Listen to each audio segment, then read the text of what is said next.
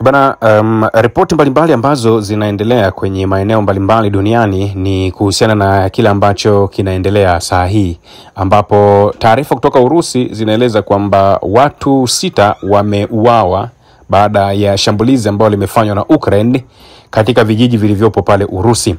Maafisa wa Urusi wanasema watu 6 wameuawa kufuatia mashambulizi ya usiku wa manane yaliyotekelezwa na vikosi vya Ukraine katika maeneo ya pale Belgorod pamoja na Kherson. Wizara ya Ulinzi ya Urusi pia imeripoti kuangusha zaidi ya droni 50 katika mikoa mbalimbali usiku wa kuamkia leo.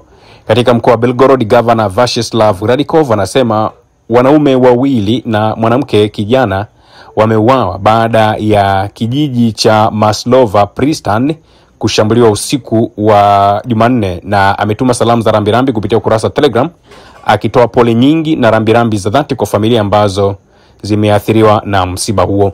Kwa mujibu wa Gladikov, wanawake 9 walijeruhiwa, 4 kati yao wakipata majeraha makubwa kutokana na vipande vya mabomu ambavyo vilikuwa vinaruka, na watu 7 walikimbizwa hospitalini huku wengine wakitibiwa katika eneo la tukio. Na mashambulizi haya yameharibu sehemu ya jengo la kijamii, yameharibu pia majengo 2 ya makazi, magari 5 na kusababisha mabomu kurarua paa pamoja na madirisha katika maeneo hayo. Katika mkoa wa Kherson, Governor Vladimir Saldo anasema 3 wameuawa baada ya majengo 2 ya makazi ya muda kushika moto kufuatia mashambulizi ya Ukraine katika kijiji cha Zelezny.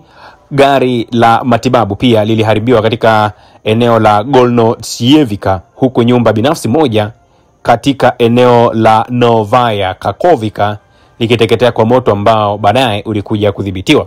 Wizara ya Ulinzi ya Urusi imesema mifumo ya ulinzi wa anga iliweza kuharibu droni 53 kati ya saa 5 usiku na saa 1 asubuhi kwa saa za Moscow, ikiwemo 28 ambazo zilikuwa zipo juu ya anga la Belgorod, 11 juu ya eneo la Voronezh na nyingine katika eneo la Rostov pamoja na kule Bryansk na mikoa mingine iliyomo magharibi mwa Urusi. Ukraine ifahamike imekuwa ikitekeleza mashambulizi ya droni ndani kabisa ya Urusi kwa miezi kadhaa, wakilenga miundombinu muhimu na maeneo ya makazi, jambo ambalo limekuwa likisababisha vifo vya raia, na maafisa wa Moscow wameituhumu Kiev kwa ugaidi, huku Urusi ikiendelea kujibu mashambulizi kwa kulenga vituo vya kijeshi vya pale Ukraine. Na baada ya mashambulizi haya ambayo yamefanywa na Ukraine, tumeona Urusi na wenyewe hawakukaa kinyonge. Urusi nao walifanya mashambulizi katika taifa la Ukraine, ambapo tuliona picha ambayo imechapishwa na rais wa Ukraine Bwana Volodymyr Zelensky akitoa malalamiko kwamba Urusi wamefanya mashambulizi ya hapa na pale, mashambulizi ambayo anasema yeye anayaita ni mashambulizi yaliyosababisha madhara makubwa katika taifa hilo la Ukraine. Sasa rais wa Ukraine Bwana Volodymyr Zelensky yeye aliandika maneno haya. Jioni ya leo, waziri wa mambo ya ndani anayefahamika kama Kaliamenko ametoa taarifa kuhusu hatua ambazo zimechukuliwa kufuatia mashambulizi ya Urusi katika maeneo mbalimbali. Idara zote chini ya wizara ya mambo ya ndani, ikiwa ni pamoja na kikosi cha huduma za dharura pamoja na polisi wa kitaifa, zote zinatoa msaada wa hali ya juu kwa jamii ambazo zimeathirika. Napenda kuwashukuru wote wanaofanya kazi kwa ajili ya watu wetu, waokoaji wetu, wahandisi wa nguvu za umeme na vikundi vya ukarabati. Doria za ziada zitapelekwa katika maeneo ambayo yanahitajika ili kuongeza uwezo wetu wa kusaidia watu pamoja na kudumisha utulivu. Leo pia nimezungumza na Waziri Mkuu Yulia Svyaldenko. Anasema jana katika kikao cha wakuu tuliamua kutenga fedha na vifaa vya ziada kwa ajili ya maeneo ambayo yanahitaji msaada wa ziada. Maeneo haya ni hasa yale ya mstari wa mbele na ya mipakani. Hatua hizi tayari zimeanza kutekelezwa. Zaidi ya hayo, kwa msimu huu wa baridi tutaweka bei ya gesi asilia kuwa ya kudumu kwa watumiaji wa majumbani. Hakutakuwa na ongezeko la bei.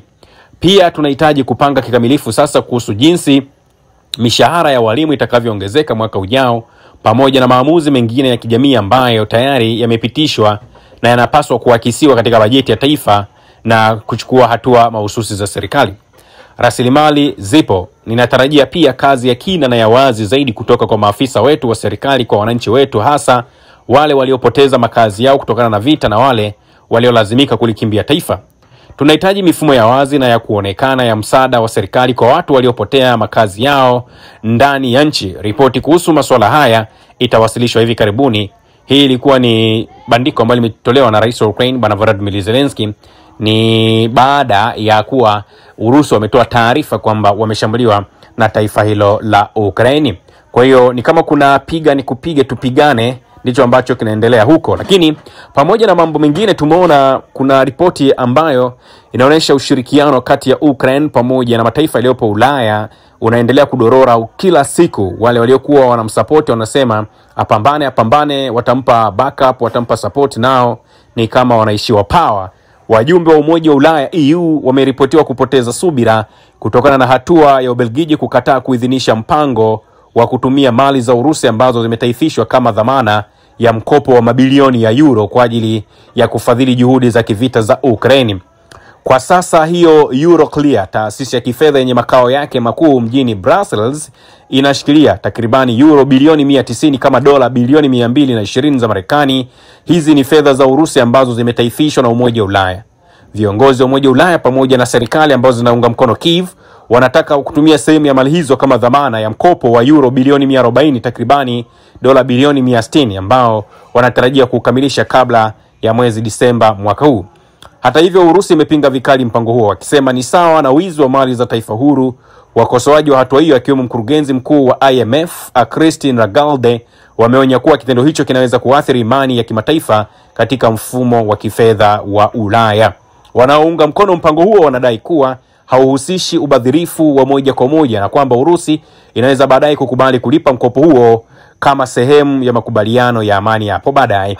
Waziri Mkuu wa Ubelgiji anaitwa Bart De Wever alisema wiki iliyopita kuwa nchi yake haitaki kubeba jukumu pekee yake iwapo mpango huo utakwenda vibaya, akisisitiza kuwa mataifa mengine ya EU lazima yashiriki hatari katika eneo hilo. Afisa mmoja mwandamizi wa EU alizungumza na mnukuu, Ubelgiji imekuwa ikisema kwa miaka mitatu kwamba Euroclear ni ya Ubelgiji na faida zake ni zake, lakini sasa linapokuja swala la kugawa jambo hili ni hatari, basi wanasema yani inapofikia hatua hizo fedha zinatakiwa kugawiwa, wanasema Euroclear ni ya Ulaya nzima. Kwa hiyo hapa wanasema ni kama wanaona baadhi ya nchi wanachama wa EU, hasa wale ambao wanaisapoti sana Ukraine, wameshindwa kabisa kuwa strong katika kutoa maamuzi ambayo yataiwajibisha Urusi moja kwa moja. Kwa hili ni moja kati ya eneo pia ambalo nimeona linaonesha kwamba nchi za Ulaya na hususan nchi wanachama wa EU kuna namna wanafikiria kitu pekee ambacho wanahofia kama wakiendelea kwa hivyo, basi kuna uwezekano mkubwa sana wao wenyewe wanaweza wakaingia katika migogoro ya hapa na pale. Lakini mwendelezo wa kuonesha kwamba nchi za Umoja wa Ulaya zinaonekana ni kama haziko pamoja, yani zimegawanyika. Yani ni sawa na tukisema kwenye nchi za Umoja wa Ulaya kuna no reform, no election, alafu wengine ni Oktoba tunatiki. Mbunge wa Poland anayefahamika kama Sławomir Mencen ameonya kuwa wahamiaji wa Kiukraini hawapaswi kuruhusiwa hata kidogo kugombea nafasi za kisiasa nchini Poland, akisema kuwa maslahi ya kigeni hayapaswi kuamua mustakabali wa taifa hilo lililopo Ulaya ya Kati. Amechapisha maneno haya Mencen, ambaye ni kiongozi wa chama cha kiliberali cha New Hope, anasema wanaona kana wana haki ya kuwaambia wa Poland nje yetu inapaswa kuwa vipi. Hawana haki hiyo, tusiruhusu maslahi ya kigeni kuamlia mustakabali uliopo pale Poland. Kauli hii inakuja baada ya taarifa ambazo zilichapishwa zikionyesha uwezekano wa Ukraine wanaoishi Poland kupata uwakilishi bungeni sambamba na mapendekezo ya rais wa Poland Karol Nawrorik ya kufanya marekebisho ya sheria za uraia, na akasema wanahitaji kuwapa uraia raia wa pale nchini Ukraine. Sasa sehemu ya kila ambacho kilikuwepo katika mipango hiyo ni kwamba jamii ya Ukraine waliokimbia taifa hilo kuelekea nchini Poland wanasema nao wanataka kuwa sehemu ya watu ambao wataomba ridhaa ya kugombea nafasi mbalimbali ikiwemo nafasi za ubunge.